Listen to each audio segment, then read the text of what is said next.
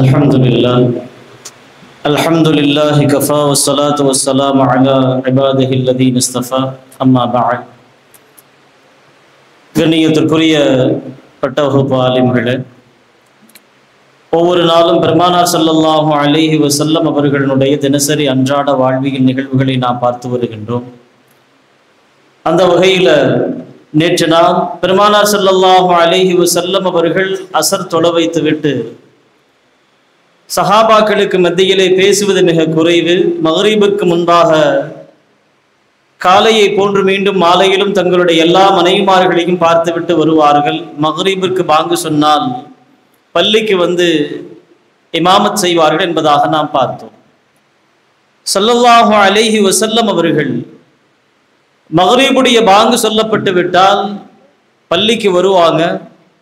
வந்து சஹாபாக்களுக்கு மத்தியிலே இப்படி சொல்லுவார்கள், சல்லு கபலல் மக்ரிபி சல்லு கபலல் மக்ரிபி லிமன் ஷா. முன்சுன்னத்து 2 ரக்காத் ரொம்ப லேசாக நீங்க என்ன செய்யுங்க, விரும்பினா நீங்க தொழுதுக்குங்க என்று ஸல்லல்லாஹு சொல்லிட்டு பெருமானார் ஸல்லல்லாஹு அலைஹி வஸல்லம் அவர்கள் 2 ரக்காத் என்ன செய்வாங்க, தொழுதுட்டு தான் மக்ரிபுக்கு தொழுக வைப்பாங்க.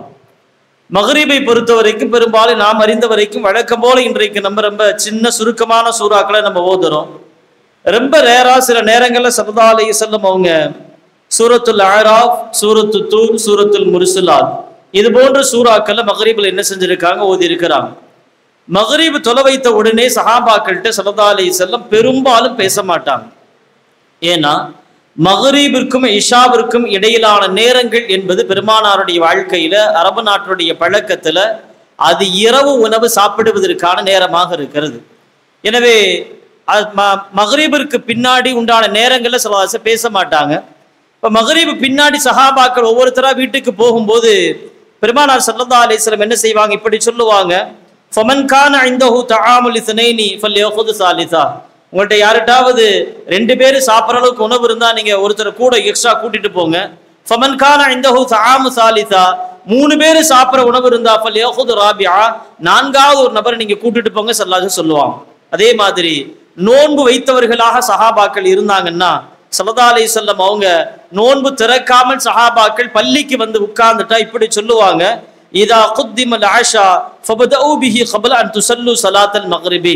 உங்களுக்கு நோன்பு திறப்பதற்கான அந்த உணவு இரவு உணவாக தயாராகிவிட்டால் நீங்க மக்ரிப் தொழுவதற்கு முன்னாடி என்ன செஞ்சிருங்க, நீங்க அந்த இரவு உணவை சாப்பிட்டு விட்டு நீங்க என்ன செய்யுங்க, நீங்க வாங்க.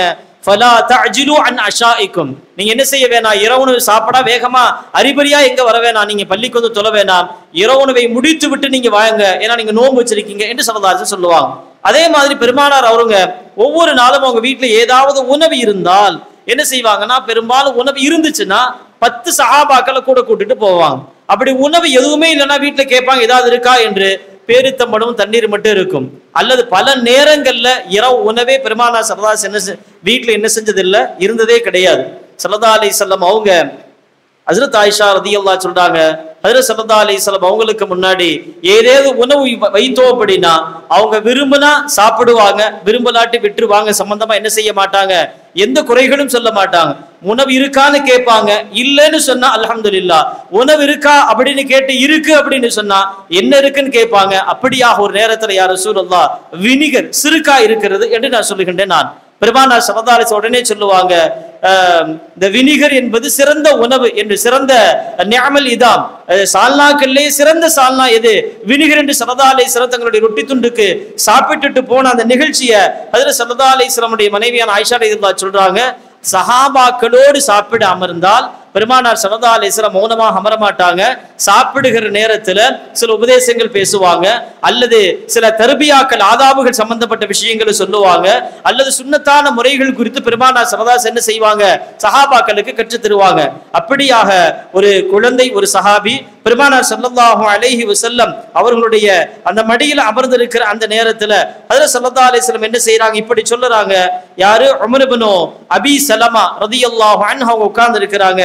அந்த குழந்தையிடத்தில் பெருமானார் இப்படி சொல்கின்றார்கள், யா குலாம் சம்மில்லாஹ வகுல் பி யமீனிக வகுல் மிம்மா யலீக, பிஸ்மில்லாஹ்னு சொல்லு, அதே மாதிரி உனக்கு தட்டுல பக்கத்துல இருக்கிறது என்ன செய்ய நீ சாப்பிடு, வலது கையில சாப்பிடுகின்ற நசீஹத்தை அந்த குழந்தைக்கு பெருமானார் ஸல்லல்லாஹு அலைஹி வஸல்லம் செய்ததாக என்ன செய்யறாங்க பார்க்கிறாங்க. அதே மாதிரி ஸல்லல்லாஹு அலைஹி வஸல்லம் அவங்களுக்கு வைக்கப்பட்ட உணவுகள்ல இறைச்சி வைக்கப்பட்டால் ஆட்டினுடைய முன்சப்பை என்ன செய்வாங்க, பெருமானார் விரும்பி சாப்பிடுவாங்க. அவங்க ஆட்டு இறைச்சி பெருமானாருக்கு பிடித்த உணவாக இருந்தது. ஆட்டினுடைய முன்சப்பைக்கு அடுத்ததாக எலும்பும் சதையும் எலும்பும் கரியும் இருந்த அப்படியான அந்த இறைச்சியை பெருமானார் விரும்பி சாப்பிடுவாங்க. சஹாபாக்களோடு அமர்கின்ற நேரத்துல தன் மனைவிமார்களோடு அமர்ந்து சாப்பிட்டாங்கன்னா ஹஜ்ரத் ஆயிஷா ரலியல்லாஹு என்ன செய்யறாங்க சொல்றாங்க, பெருமானார் ஸல்லல்லாஹு அலைஹி வஸல்லம் இறைச்சியாக இருந்தால் அந்த கரியும் எலும்புமா இருக்கிற இறைச்சியை முதல் எனக்கு கொடுப்பாங்க, நான் அதை என்ன செய்வேன், வாயில வைத்து கடிச்சிட்டு கீழே வைப்பேன். பெருமானார் ஸல்லல்லாஹு அலைஹி வஸல்லம் அதை எடுத்து நான் எந்த இடத்தில் வாய் வைத்து கடித்தேனோ அந்த இடத்தில் வாய் வைத்து பெருமானார் ஸல்லல்லாஹு அலைஹி வஸல்லம் இறைச்சியை சாப்பிடுவாங்க.